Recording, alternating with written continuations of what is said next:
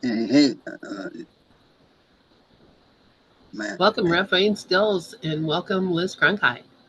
Hey, everyone. How's it going? How are you?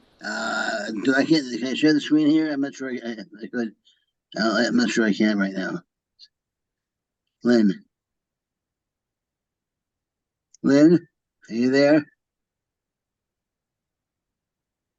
She is here. She is muted. Oh, she muted. Yeah, that's too bad. There you go, Rev Wayne. You are the co-host. Yeah. Okay. All right. Okay. Okay. First, only what I'm gonna do first. Welcome, Liz. Um, Liz, give me a minute. First thing I'm gonna do is I'm gonna play a song. I'm gonna play the lesson of the day and then play a song. Then I come back and then we'll talk further about how I know you. And then I have some a question or two that could lead to a good discussion about something that intrigued me about your book and about something that I read here the other day in the room that fascinated me in terms of dealing with form. And it was a question from back in the day, back in when your early book is with the ACIM mentor articles. So I'm gonna play the song now, and then I'll be back. Um, the song is by Eric Bibb. With my maker, I am one.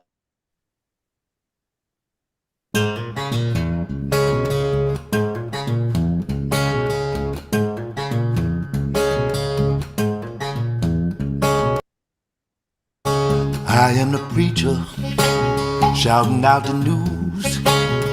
I am the juke joint stomper playing the blues. I am the holy roller giving Jesus my cares.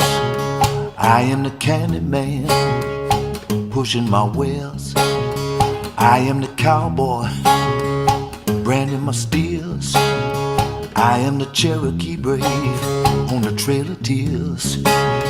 I am the master ripping my hand. I am the slave from a distant land.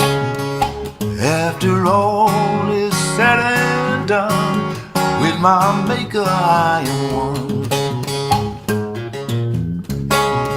I am the Okie on a dusty road. I am the banker with the tailor-made clothes.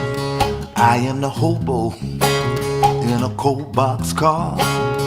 I am the railroad baron with the long cigar. I am the ghetto brother about to lose his lease. I am the landlord cutting off the heat.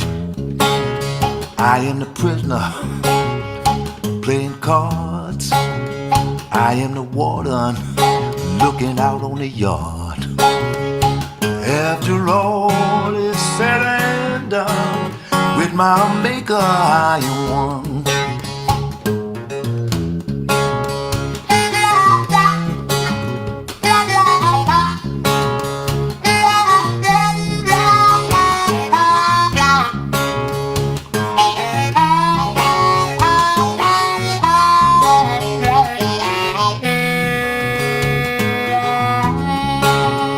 I am the doctor saving the sick. I am the junkie craving a fix. I am the homeless child on streets so mean. I am the movie star on the silver screen. I am the champion on the finish line. I am the beggar holding up the sign. I am the rookie trying to make the Hall of Fame. I am the gangster fixing the game. After all is said and done, with my maker I am one. After all is said and done, with my maker I am one.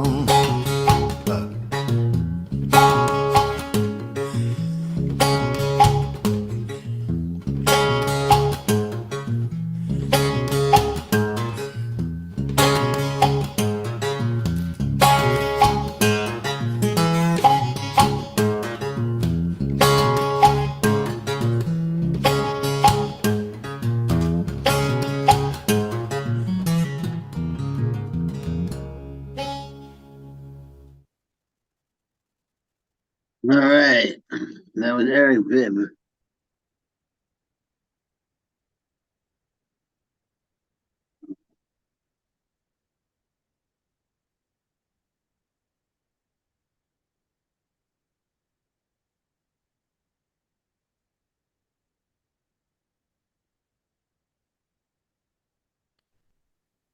All right, I was Eric Bibb, ladies and gentlemen. How are you? What's happening? This is Rev Wayne. This is the Miracles Everywhere and Resurrection Shift, and I'm glad to have Liz Cronkite here. And Liz, before I get going, I just want to let everyone know that how I met you was it was about 15, 20 years ago when I first was diagnosed with Parkinson's disease. And I had a friend who was involved with it. She had suggested that I take a look at it. So I got the books, and you popped up online very quickly. ACIM mentor. It was just one of the first things that popped up online. And so I called you up and I asked you. Remember, I said to you, do you do any healing of bodies? Would you? Because I was interested at that point. I had come out of religious science and Christian science, and I didn't. Well, they were going too fast for me, especially Christian science. And you said no, we should focus only on thoughts. And I said, "Oh, I see. So you don't use no." I said, and I remember I said to myself, "Well, what if my philosophy at the time was like, what if I'm a good example for others? Well, God put me in a place where I can be a good example for others." And you said, "No, nothing to do with being a good example for others. Because you're just focusing on your thoughts and becoming more one with God." I said, "Oh, okay." I said, "Thank you very much." And I hung up, and that was the last time we spoke for a little while until the next thing I remember, we were talking about your book, your translation of the course, and somehow, some way, I ended up getting a hard copy of the book, and then every year or so, we got in touch. I get in touch with you somehow, whether it be through getting a book from you or ordering something online. Just recently, I ordered doing the class starting tomorrow.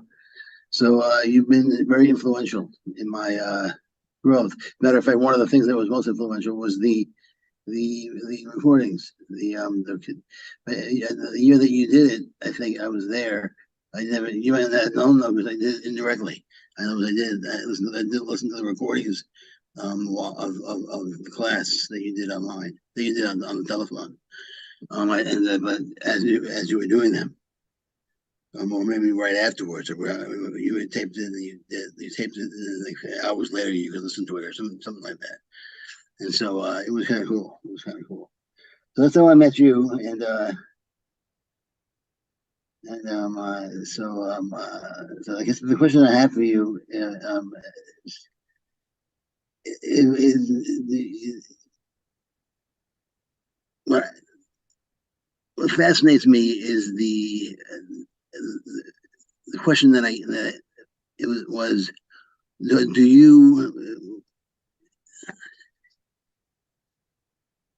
why ask for guidance in a world that isn't here?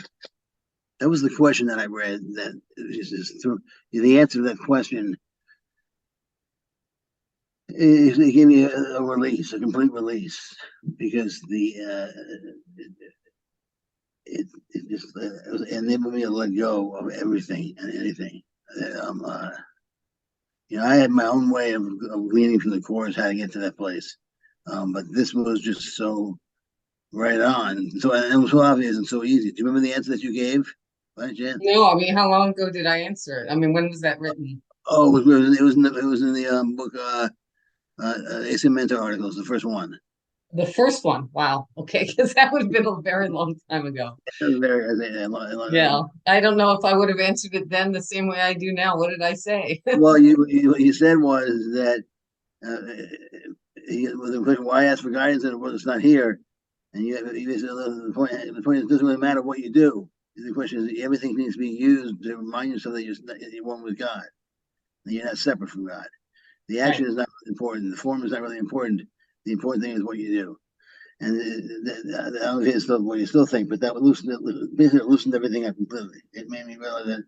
But you said in in your latest book, you get into a place where you just will live moment to moment.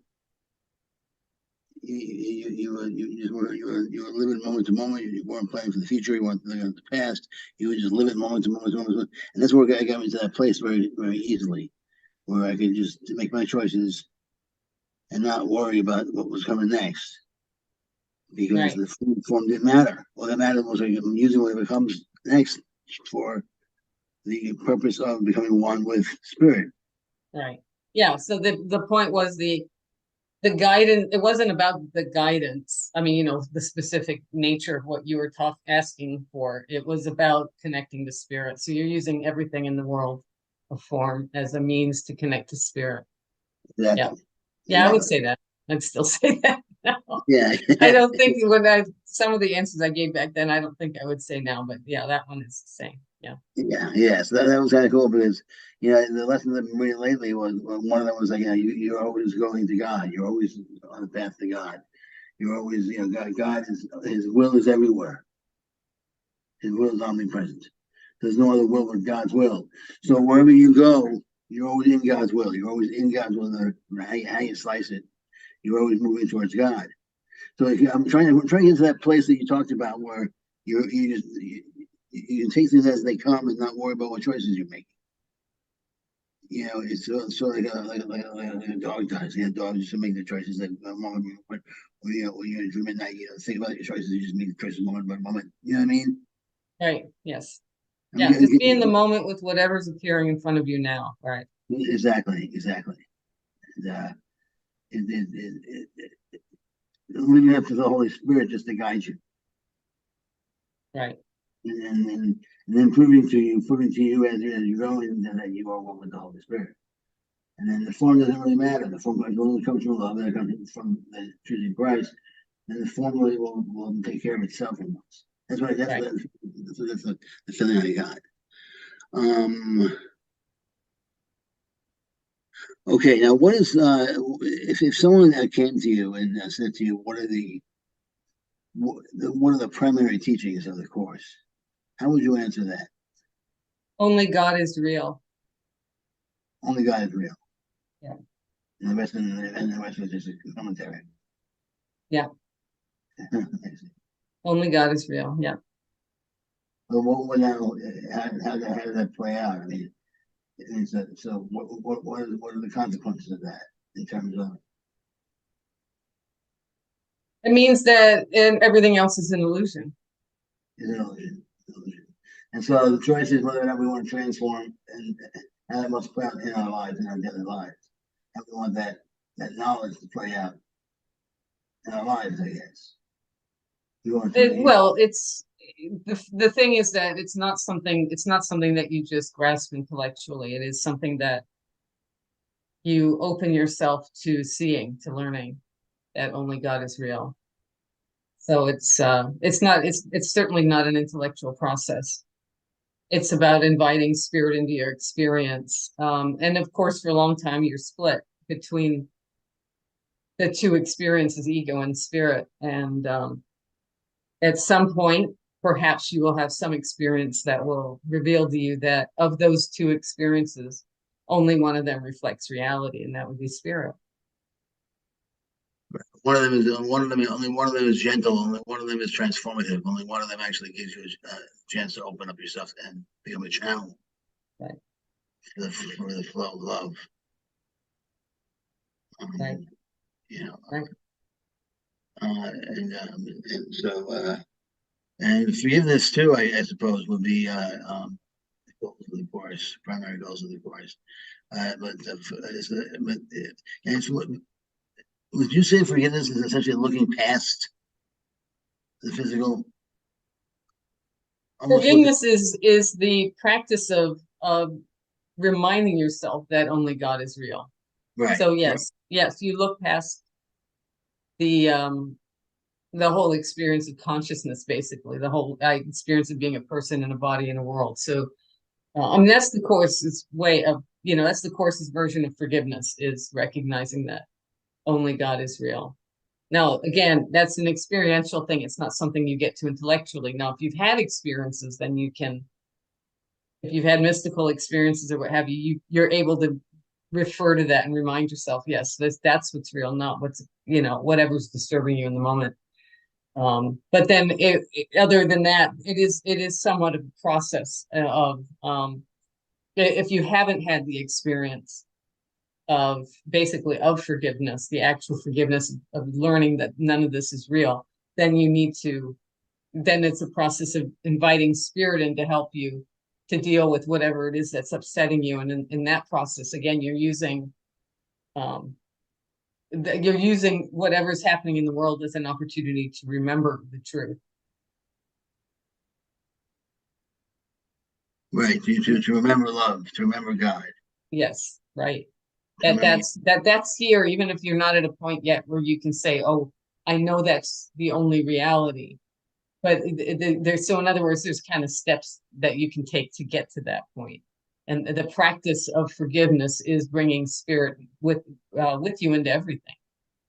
And letting it be your guide, your teacher, your therapist. And that's the practice of forgiveness, is basically to call on the real world to help you deal with the false one. Absolutely. What I've also found is that forgiving myself has been very important. Forgiving my ego. For not doing what not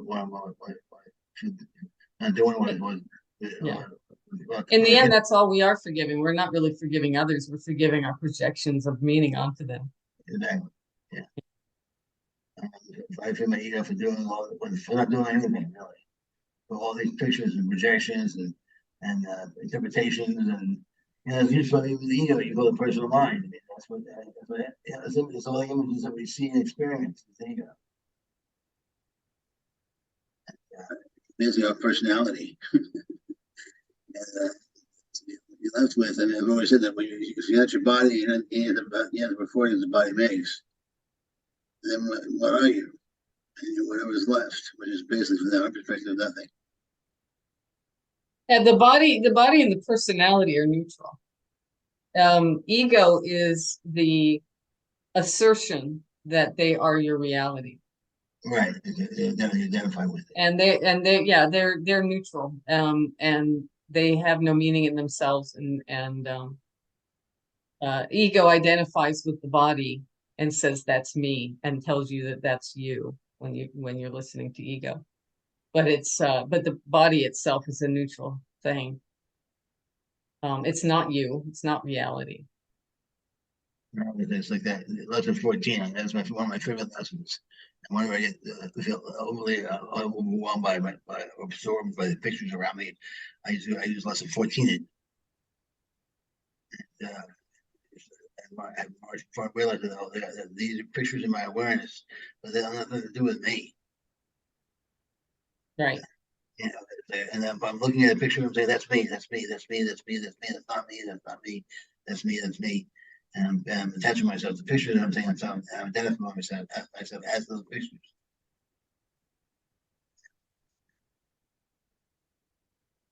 So that so primarily, so the course will primarily be about forgiveness, but immediately forgiveness puts you into a position where you remember that the person's not even doing anything to you. Right. Or a situation nothing real is occurring, right? This was a fascinating definition of forgiveness. But it's one that's totally, I would say, totally specific to the course. I don't know any other teaching that has that definition of forgiveness. No, I don't think so either. But I mean, that's what the course does, is it takes these terms that we've used for millennia and then redefines them to sort of basically to correct Christianity. That's one of its things, is to, forgiveness. Its idea of forgiveness is quite radical and kind of typical of it.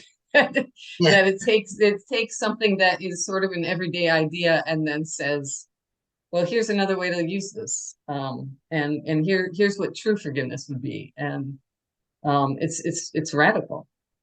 Yeah, I mean, it's actually telling you how to forgive and forget. You know, forgiveness is one thing, but forgetting is usually the hardest thing. Right.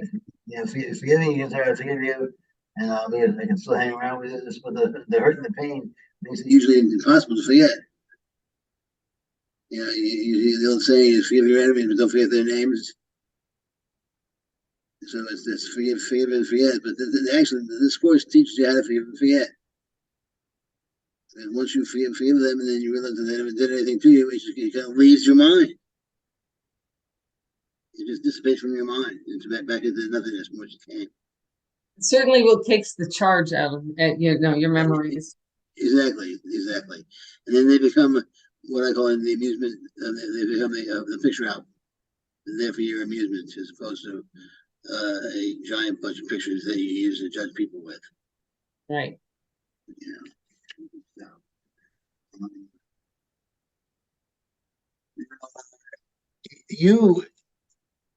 You came out of us. You were agnostic before the course, and sort of an atheist and agnostic. You were like me. I mean, the idea of sending people to hell just made no sense to me. It makes no sense to me. Right.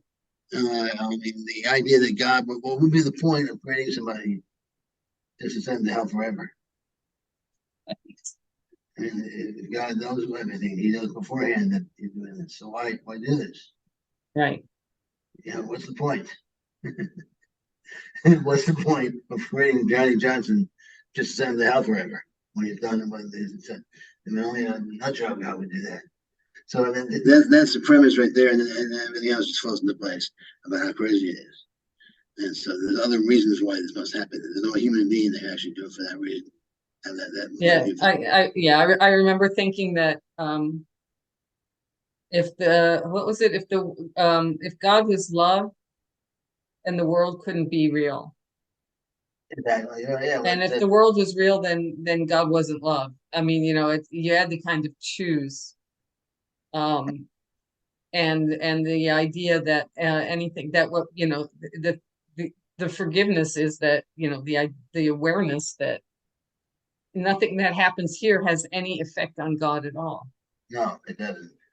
And Jesus made it very clear, especially in the manual, about what he feels about death.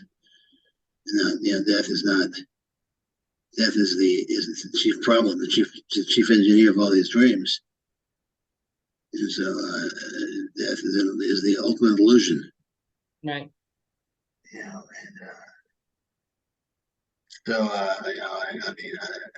the idea that it's not necessary. Christianity doesn't need to have a hell that goes on forever. It's just a matter of translating. These days with Google, it's so easy to just translate things differently. Mm-hmm. The words like eternal just become perpetual or indefinitely or ongoing. It's easy to make it less. So if they have to have punishment, then they don't have to make it forever and ever and ever. Setting somebody on fire forever, what kind of God would do that? There's no punishment. There's nothing anyone can do that would deserve that kind of punishment. Nothing. It's just so silly. So what I've always just figured, based on what you were just saying, also how they redefine the course redefines things in order to set the record straight almost. That was one of the reasons why I felt that why he used masculine terminology like the Son of God to redefine the word son, because it was used so prominently in the Bible. And it was used wrong, basically, but it was specifically used for him alone and was raised above everyone else.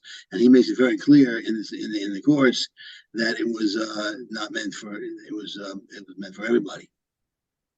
It was meant for him. So I'm not saying that it was something that needs to be. I think that's pretty clear now. But I think one of the reasons why, because I'm not sure that the 70s, if he needed to go less masculine, he could have, and still sold the book. Yeah, I mean, they started translating. They started. Helen started scribing the course in the 60s. Right. And it would. I think it. Yeah. The whole point was to take Christian language and redefine it. So that's why it didn't. I did in my translation of the course into plain language, I did take out the masculine pronouns. Yeah, no, it and fine. my purpose with the translation was to just get to the point, because I as a study group leader, I was very frustrated dealing with the language of the course with people in the study group. We spent a lot of time talking about that instead of what the course was saying. So I ended up translating it into plain language just to kind of, let's just get to the point here and away from not just the pronouns, but the kind of heavy language it had. But I think there is value in the, of course, obviously in the, the way the course is written. There's a point to it. I never meant my book to be a substitute, for example. It was meant for clarity. And yeah, the idea was to take these Christian words, words, some of them were words that, they weren't just, limited to Christianity, and to, redefine them and to say this, here's another way of looking at these. So words are symbols of symbols, as the course said. So here's another way to, like you said, the son gets redefined away from Jesus. Right, exactly. Only, right. And that's heresy. I mean, that's someone who wants something different. That's different. And first read through the course, they might not notice that until they pick it. So you pick up as you're reading the course the differences between that and Christianity. Yeah, and for me, it was a little confusing because I didn't come from a Christian background. So I knew a lot of the terms just living in a Christian culture. I've heard of, for example, the atonement, but I wasn't even always sure what they meant in Christianity. But I kind of had the inkling that this book is not using it the way Christians typically use it. And so I had to sometimes go look up, like the atonement, I went and had to look it up. And, and it had to do with Jesus, dying for our sins. And I thought that's not how this book is using it. And it took me a while, and I realized what it meant was the correction of the perception of separation from God. So instead of the usual kind of frightening connotation of guilt or even correction, you have to atone for this. I mean, not correction. I mean, it was more of a punishment. Then it became correction from, the course's point of view. Atonement meant correction, not punishment. Right. And not somebody dying for you, and therefore you should feel guilty. It's just exactly. I mean, the end is, I've always said, non-judgment day is coming. It's judgment day. I mean, it's going to be good. The ending, it's going to be good. It's the opposite of what you saw in Christianity. Yeah, exactly. Yeah, it's going to be good. It's like, my wife is always very terrified of the AI, intelligence, and all that kind of stuff, and she's thinking of Terminator type thing, and I say, no, it's gonna be good. It's gonna be good. So you think Star Trek, that's a more optimistic future. Yeah, she's kind of buying it once in a while, but she's tough. She's more of a cynic, I guess you can say. Well, that makes a lot of sense then. Forgiveness. I mean, for me, forgiveness is really the key for me. Just continually forgiving and forgiving and forgiving and forgiving and forgiving, as a means for me to plunge myself into the infinite. And then and also one of the ways that I got to a place where after reading your answer to that, I got into for me, I also saw a similar release when I saw the course said there are no effects here in this world, in this realm, in the personal realm of images and experiences. There's no effects in the dream. It was the dream. The dream is not here, so there's no effects. And if there's no effects, there's no causes. There's no cause or effects here at all. So I'm not doing. No one's doing anything. No one's doing anything here. Nothing's happening here. I'm not. At first, I thought, all right, I'm causing all this to happen. I find on a certain level, all right, it's cause and effect. I'm making all this happen, and my thoughts are creating reality. All right, I get it. But actually, my thoughts are doing nothing of the kind, because there's no cause here, because there's no effects. If you have no effect, you have no cause. So then everything just lightens up completely. because there's no cause and effect, nothing really happening here, and I'm just observing the moment. I'm just living in and everything I'm looking at is just it's almost like a dead reality. Right. It's an appearance. It's all yeah. It's like a mirage. Like when you're like on the road, it looks like there's water in front of you until you get close enough and it disappears. Right. You know, it's just that was how I got to that idea that nothing really matters. I don't think nothing matters in some sort of depressing way, but the choices you make are as long as they're coming from the desire to be at peace with yourself and others. Right. You know, and then when I read yours, you know, it was you know using every incident to experience that peace and to become one with the higher consciousness. And just it's using everything to remind you of truth. Right. Yeah. The game The is symbol, since everything out there is a symbol and it's just an appearance, you can decide what it's there for. right. Let me read today's lesson. I spend today without fear and in love. This is from your translation. I spend today without fear and in love. I want to spend today with you, dear God, as you have chosen for me to spend all of my days. And and what I will experience is not of time at all. The joy that comes to me will be limited to days, or it will not be limited to days or hours, because it will come from heaven to what is one with you. It will come from heaven to what is one with you. Today will be your sweet reminder to me to remember you, your gracious call to me, to the sign that your grace has come to me, and that it is your will to be set free. You will spend today with Christ. Your entire mind will join in gratitude and joy with God, which is given salvation to you, which sets you free. You will be restored to peace and holiness. There is no room in your for fear today, because you are welcomed, loved into your awareness. So that love is welcomed into your awareness. That's the whole mind. Right. That's the whole mind. That's when you've accessed. You know, when there's no fear whatsoever, and you're set free, you've accessed that you're experiencing the whole mind. Mm-hmm. Right. I want to spend today with you, dear God. You have chosen for me to spend all of my days, and what I will experience is not tough. It's not tough time at all. That's the key. It's kind of the time removing yourself from linear time. You know, it's funny as I get older, and this little diagnosis I had is progressive. I live more in the moment because my memory kind of is not what it used to be. Right. And so, but it's okay though, because I said to myself, you know, who needs memories? Right. You know, I'm not like, you know, it's not like I'm not forgetting like who my wife is or anything like that, but like things like, you know, what was I saying? What the hell was I talking about? Like, a half hour ago. Wayne, I told you that. Don't you remember? I said that to you. No, I don't remember that. Little things like that. You know, and I'm more forgetful than I used to be.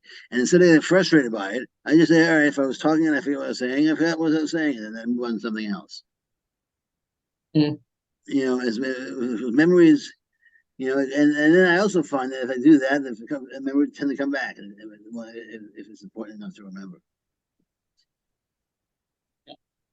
You know, it's just yeah, the joy that comes to me will not be limited to days or hours, because it will come from heaven. It will come from heaven to what is one with you. Today will be your sweet reminder to me to remember you, your gracious call to me, the sign that your grace has come to me, and that your will that I be set free. You will spend today with Christ, and your entire mind with joy and gratitude and joy to God. Yes, that's it. Your entire mind. Entire mind, and your entire mind. Now, explain what you mean by that. Your entire mind. That was my translation of the world, was your entire mind, because when you're looking out at the world, you're really looking at your own mind. Right. So in other words, there wouldn't be an exception in everything anything you're looking at. So it's that's where Yeah, So that's how I translated the world, because I was always bringing it back to your perceptions. Yeah, I love how you do that. Everything's always your perception of this, your perception of that. Always reminding you that everything is a perception. Right. It's always reminding you of that. You know, whenever I go outside with my daughter, we're outside on the porch looking up at the sky. I always say to her, I go, look at the sky. I say, that sky is in your mind. Those stars are in your mind. Those stars are in your consciousness. You know, it's everything you're looking at is in your mind. That's how big your consciousness is. That's how far it goes out. I say, it's not in your little head, in your little body, but it goes all the way out there. You know, she's okay, whatever, Dad. But still, that's you know. But it amazes to me when I look up in the sky how large my mind is. And, you know, it's people might say, well, that's outside your mind. Nothing's outside your mind. Right. Nothing exists outside your mind. I mean, you have to be out of your mind if you think something's outside your mind. I mean, what would be, as I say, something's outside your experience. So nothing's outside your experience, obviously. Right. So,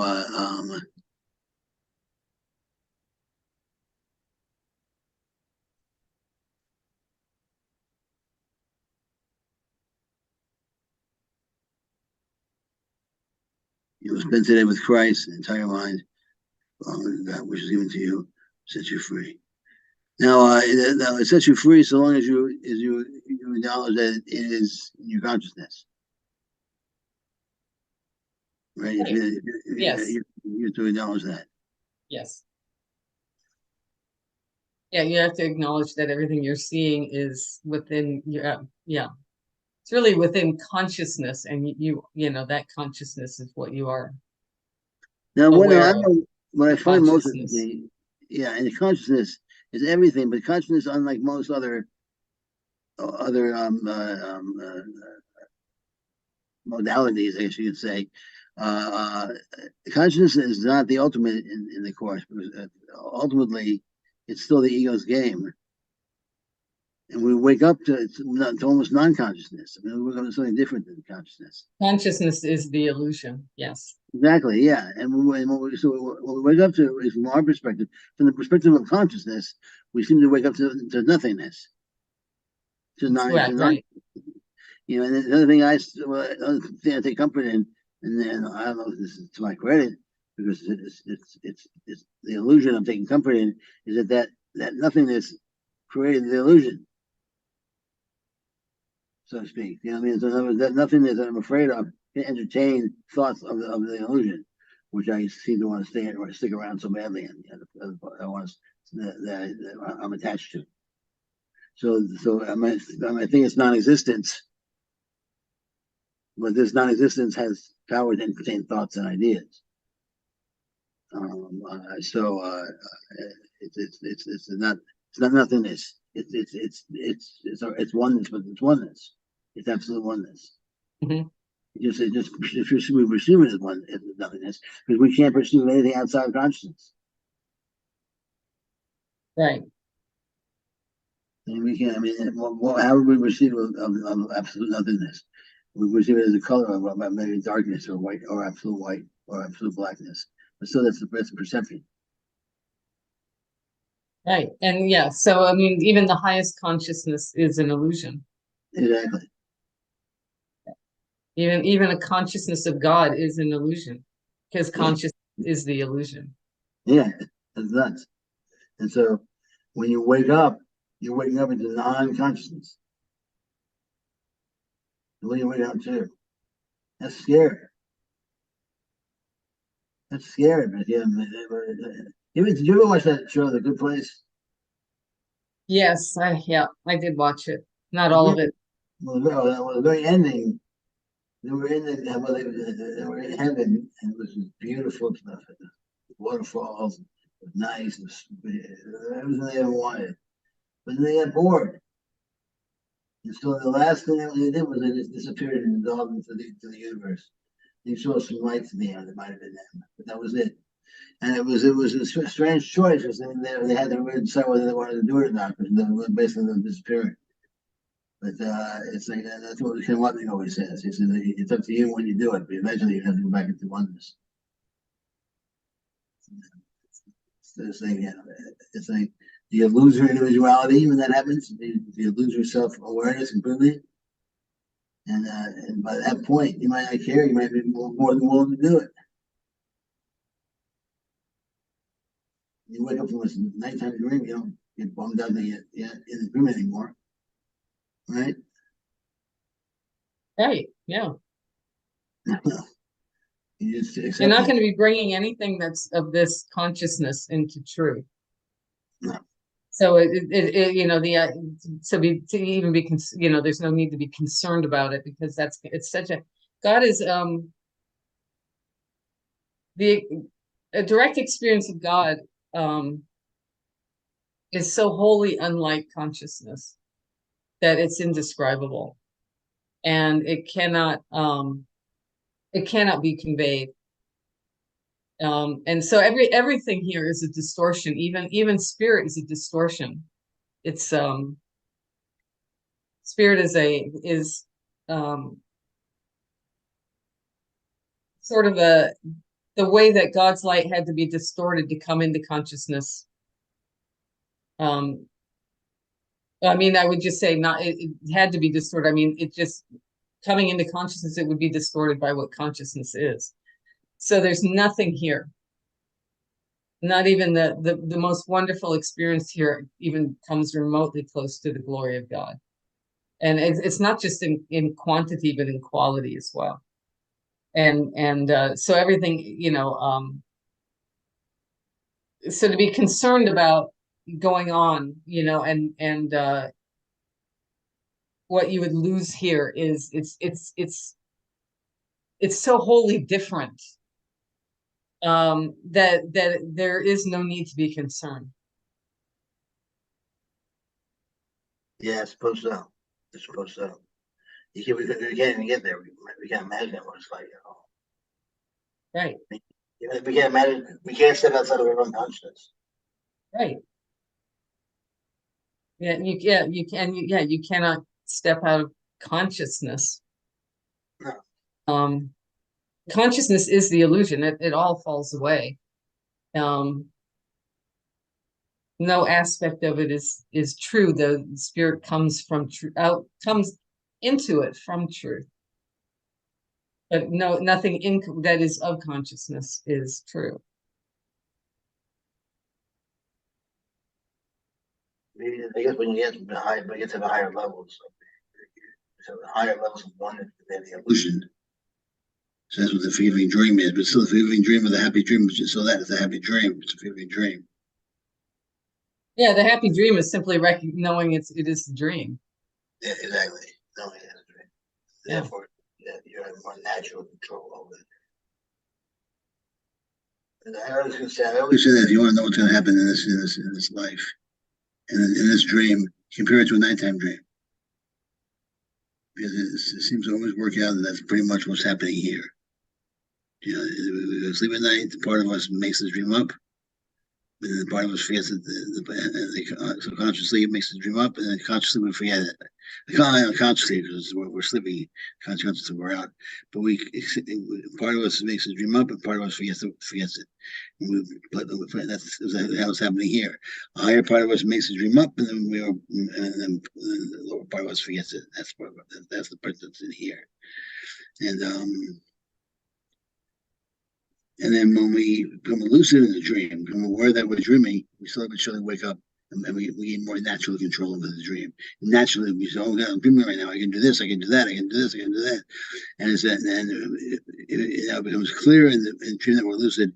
But we can't take total control of the dream because we're making the dream up. We're making the dream up anyway, and so in making the dream up anyway, we keep most of it set in place. So we don't take total control of the dream, but we take naturally more control of the dream. And the same thing happens in this world. When we get more aware that we're dreaming, we can't take total control of the dream, obviously, because there's too many other dreams, so to speak. You know, there's many boundaries that we can't cross, but we can. When you recognize it is a dream, there's nothing to control. Why would you need to control a dream? Well, that's true, and then that's when everything just starts to fall into place. Right. You get into this place, and nothing matters actually. Right, exactly. Nothing matters at all. And once you realize nothing matters, it's when once you don't care anymore is when things start to fall into place. Right.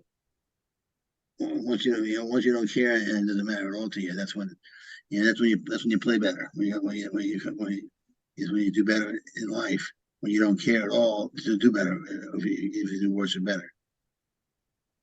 So it's kind of ironic because it's usually nothing, and then that because when you realize nothing's there, everything becomes 10 times easier. Everything becomes much easier. It's just you're reacting to yourself. I know in the house here, I mean, even just losing things, I become so much calmer in response to it.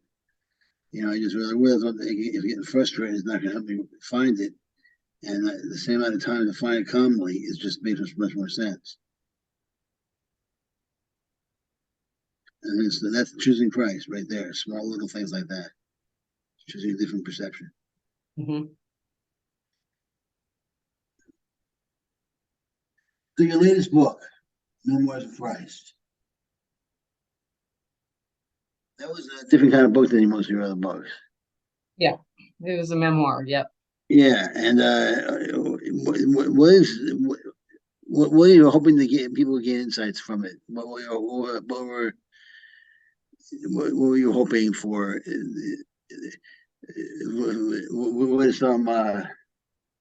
What were the readers? What were you hoping they would get insights into what? How would they? What were you hoping the gains would be?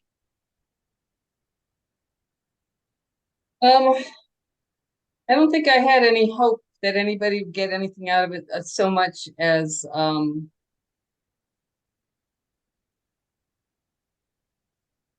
I just thought that I would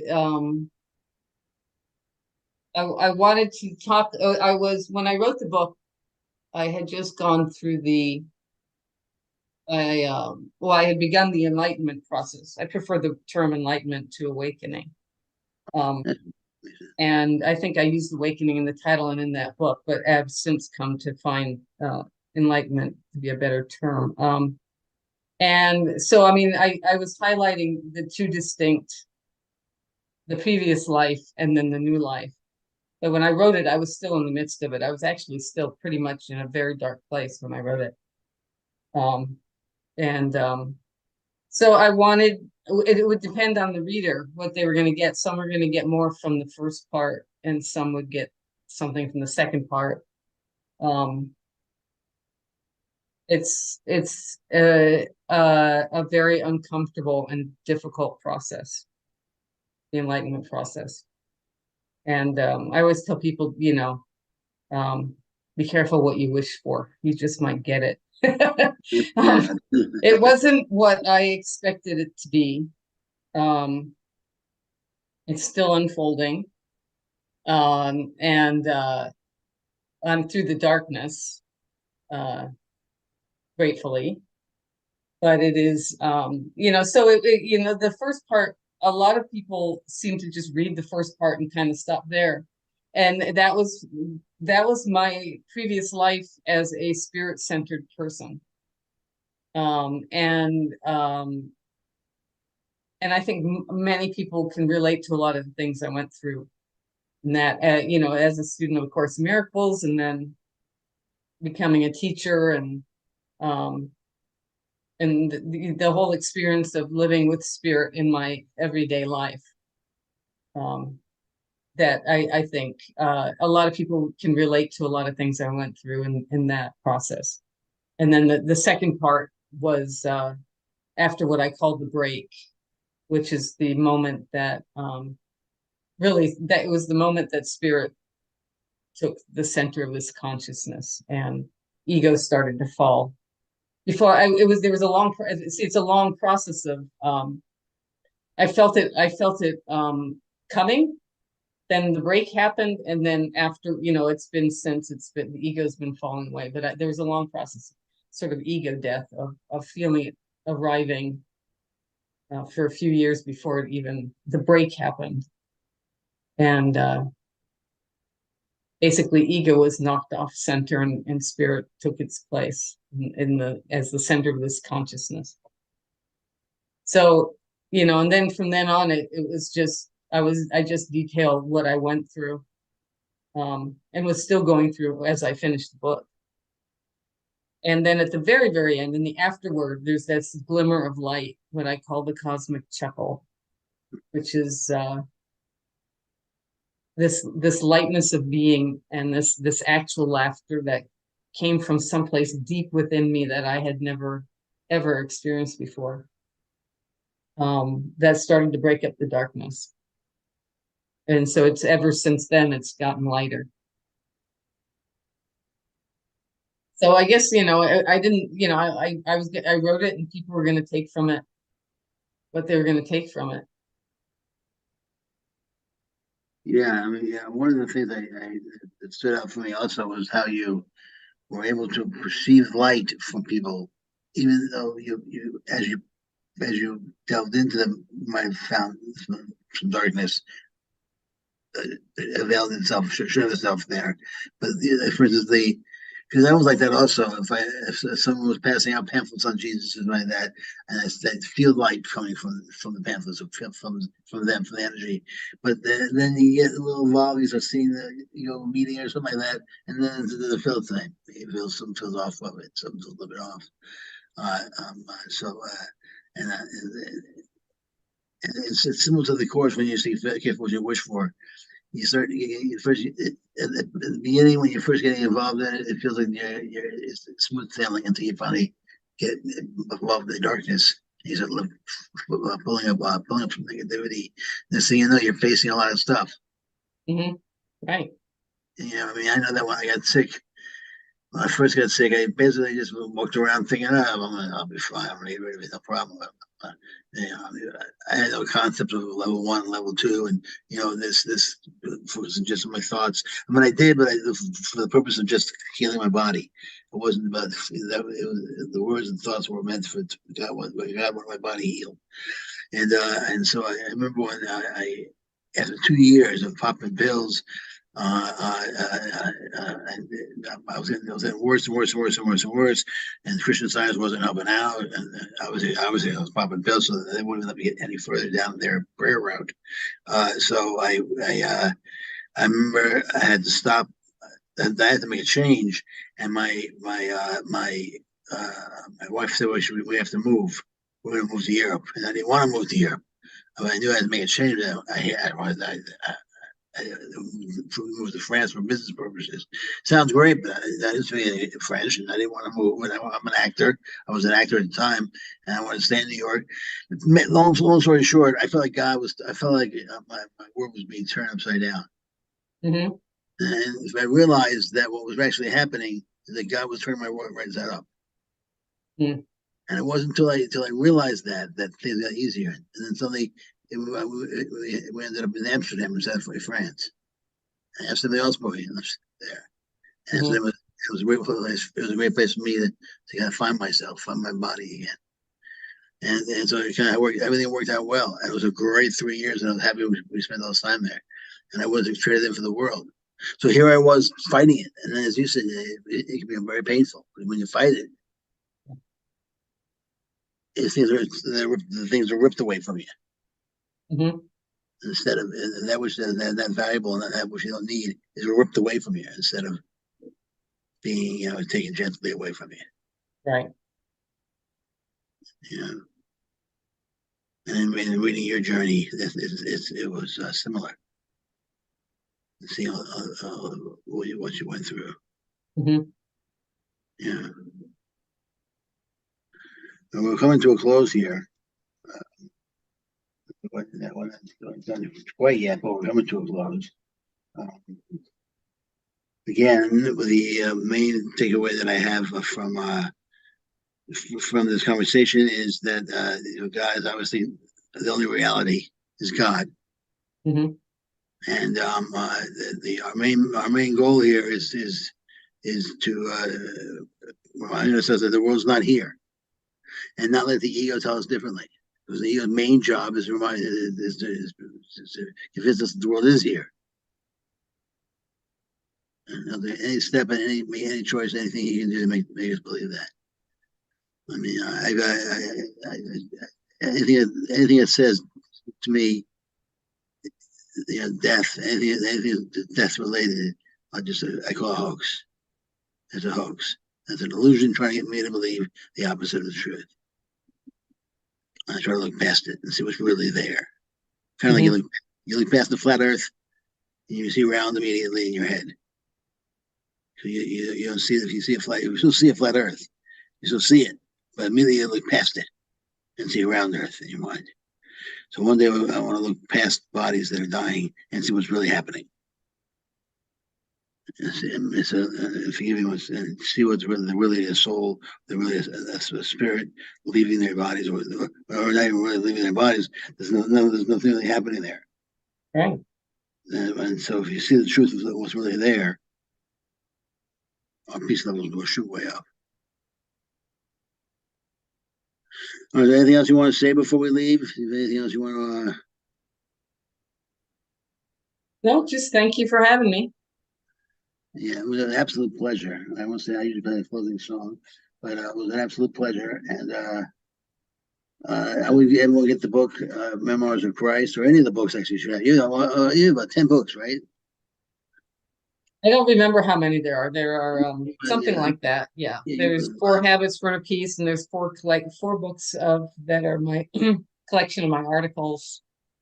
The translation of the course into plain language, Releasing Guilt for Inner Peace, which is follows 4 Habits for Inner Peace. Right, the companion, and then so I think I counted up 10 books on Amazon.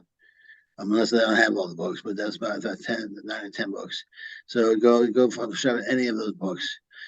Some opinions are no longer your opinions as they were, but still, that doesn't mean you can't read them and be helped by them. Because I read that one all the time. It's one of my favorite books, the articles. The I'm original, glad you found it useful. I always think that they make good bathroom reads. Yeah. Well, I can't say short little articles, Yeah, that's true. I don't read it in the bathroom, but I do keep it by I have a lazy boy chair, and I keep it right by that chair. So it's one of those books I read before dinner to the family sometimes, and I know people with it. Yeah, right. I know nice to know. All right. Well, listen, thanks so much for coming. I really appreciate it. Come back anytime you want. Okay. Anytime. Thank you very much. Right. And I appreciate it very much. And God bless.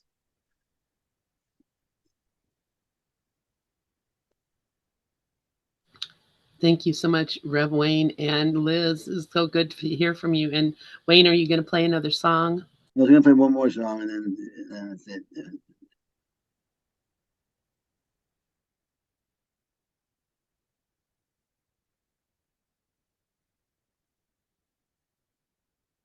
It's also by Rory Bibb and a few other people who I don't know. God bless everyone. Thanks very much for coming out, and I'll see you on Thursday at 12:30 p.m. Eastern. Till then, peace. Thank you so much, Rev Wayne Stills, and blessings on you. And thank you for having Liz. It was wonderful, and I'm sure a lot of people are going to hear that and enjoy it. We will see